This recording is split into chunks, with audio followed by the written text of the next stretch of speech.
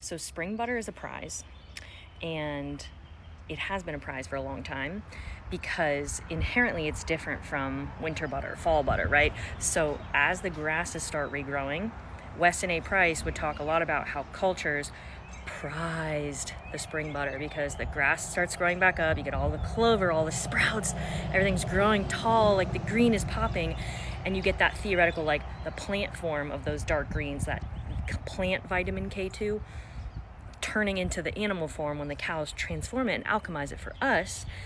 And then you're also getting the deep, rich, yellow amber color of spring butter. It's like way more rich in color because you're getting a ton more carotenoids, and that's giving it its hue. Same thing could be said for like spring milk, but spring butter was especially prized because you only get like a little bit of butter when you harvest all that milk and you're churning it up. You get a little bit of butter because it's a prize, right? You don't actually need a lot.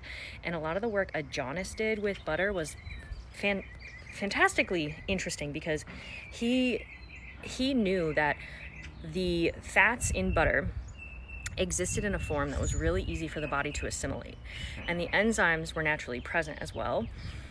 And he actually saw that a lot of the people who came to him were in a very weakened state. They were chronically ill, maybe had things like cancer, just depletion, right? He had a lot of depleted people come to him, and he would give them raw butter, and he would put them on sort of a, you need to be having this many spoonfuls per day kind of protocol. Now, granted, we don't all need to be doing that. It depends where you are in your journey.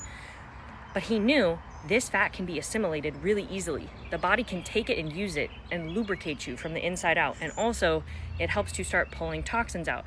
But this is unheated butter. This is when the butter is left alone. And like in his teachings, he talked about how it was in this naturally emulsified form already. So it requires less digestive effort, and it also is less likely to trigger sort of like inflammatory stress responses than pasteurized. And so that makes a big difference. It was like an easy food for you to start clearing and rebuilding with. And so now, do all of us need 10 tablespoons of butter a day? Probably not. But these foods in small amounts, because they're so nutrient dense and they're so beautiful and they're gifts of nature, something worth considering. Now, not gonna be for everybody, but it's worth feeling into for your own health journey.